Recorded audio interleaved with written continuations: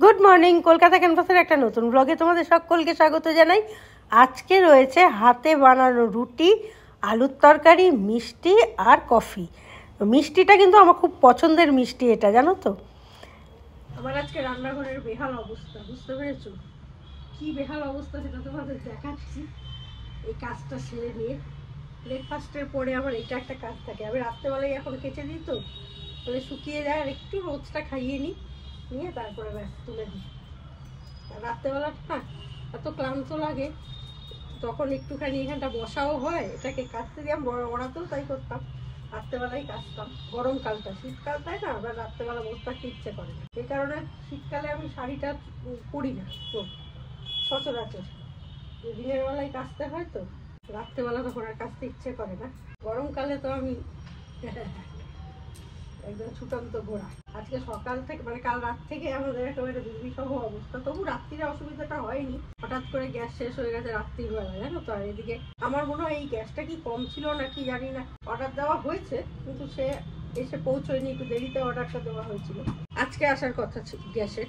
এবার কি করব, উপায় অন্তর না পেয়ে এবার তাপস প্রত্যেক দিনই রাত্রির বেলা আমাদের একটা ফোন করে, যেহেতু ধরো মায়ের বয়স হয়েছে তো, আর ওকে ফোনে সচরাচর পাওয়াও যায় না, সেই জন্য রাত্রিবেলা করে আমাদের একটা ফোন করে যে আরে কণাদি ঠিক আছে তো, এরকম।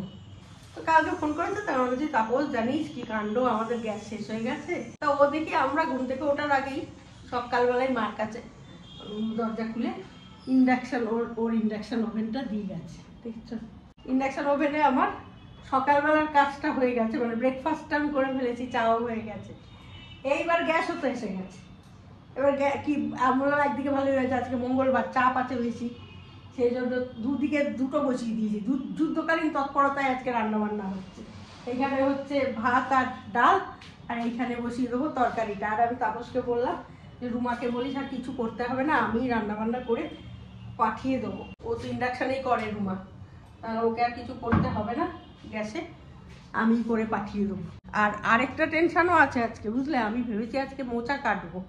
মোচা কাটাটা অনেকটা সময় সাপেক্ষ। মা বলছে তুই মোচা কাটবি, জীবনের প্রথম মোচা কাটাটা অভ্যেস নেই তো, একটু চাপে আছি, তবে কেটে হয়তো ফেলবো, দেখা যাক কি হয়। ও মা, আরেকটাকে দেখো, ওই দেখো আমার ধার্মিক ছেলে সকালবেলা উঠেও ঠাকুর ঘরে গিয়ে বসে আছে। হে কপাল, ঠাকুর ঘরে ঠাকুরের দিকে মুখ করে বস, উল্টো দিকে মুখ করে বসে আছিস কোন দুঃখে, বালতির দিকে মুখ করে। हाय रे हाय, हाय रे हाय, नींद नहीं आई, चैन नहीं आई। একটু এইদিকে ঠাকুর আর ও এইদিকে মুখ করে বসে শুয়ে আছে। কেন রে, এই ঘরটা ঠান্ডা লেগেছে নাকি? কি অবস্থা, এই তো ধার্মিক হয়ে যাচ্ছে গো, থেকে থেকে ঠাকুর ঘরে চলে যাচ্ছে। দেখো চোখটা কিরকম পিটপিট করছে। আমি বলি না যে আমাদের যদি রোদ থাকে, মানে শুটিংটার জন্য এই ঘরটা একটু আলো দিতে হয়, রান্নাঘরটা একটু দিতে হয়, তা না হলে দেখো আমাদের সব ঘরেই কিন্তু আলোটা যথেষ্টই আছে। মনে হচ্ছে না যেন লাইট জ্বলছে। এক এক সময় ভুলে যাই, আমি ভাবি ওই ঘরে কি, মা বলতে কালকে, হ্যাঁ রে ওই ঘরের জানলা বন্ধ করিস নি 3:30 নাগাদ, ওই সব বন্ধ হয়ে গেছে। তারপরেও কাঁচের জানলা তো, যথারীতি রোদটা আসে। মার ঘরেও দেখো বেশ আলো, তাই না? মার ঘরের এই জায়গাটা আমার খুব লোভনীয়। ওই এখানটায় না চুপ করে দাঁড়িয়ে বেশ কিছু, বিশেষ করে রাত্রির বেলাটা একদম নিঝুম হয়ে যায় তো, তখন দারুণ লাগে, দারুণ লাগে। আমার রঙ্গিলা এখানে, এই যে তিনি এখানে বসবাস করছেন। রঙ্গিলা দিদিমার ঘরে ফিট, গজা দিদিমার ঘর, দাদুর ঘর, মায়ের নিজের ঘর, ঠাকুর ঘর, সর্বত্র ঘুরে বেড়াচ্ছে।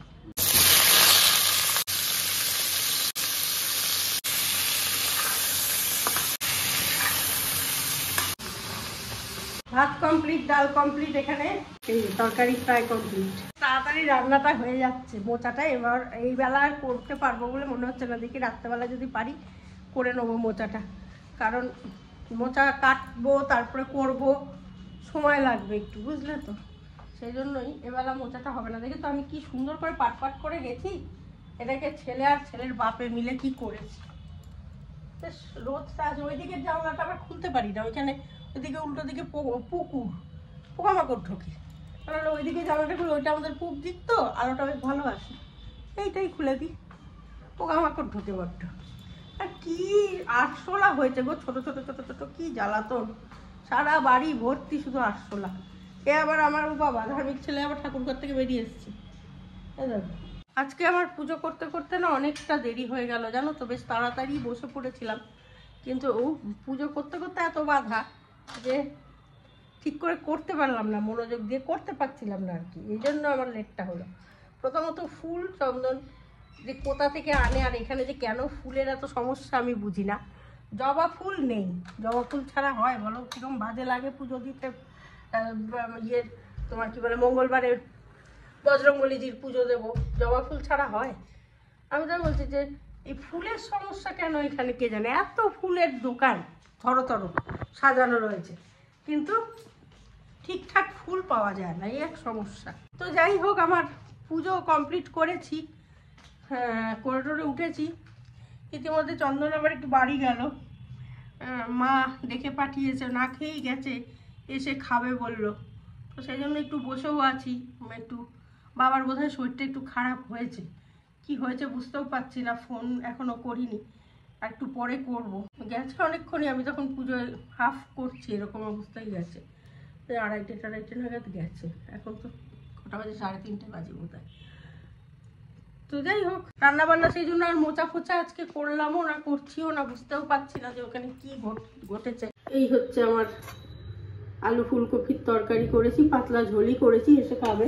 এখানে অরড় ডাল করা আছে, কিছু নাবিয়ে টাবিয়েও যায়নি, আমি জানি এসে তো একটুখানি করবো কিছু না কিছু, চাটনিটা অ্যাটলিস্ট করবো, মোচাটা যদি বিকালেও করি। তারপরে এখন আর ইচ্ছে করছে না, ভালো লাগছে না। যাই হোক, মানে কিরকম লাগে না বলো না, কি হয়েছে না হয়েছে বুঝতেও তো পারছি না, সেই জন্য ভালো লাগছে না। তো যাই হোক, আমি ভিডিওটা এখানেই শেষ করছি, পরের আপডেট নিশ্চয়ই তোমাদের জানাবো। তো আগামীকাল আবার আসবো নতুন ভিডিও নিয়ে। আজকের জন্য টাটা, বাই বাই।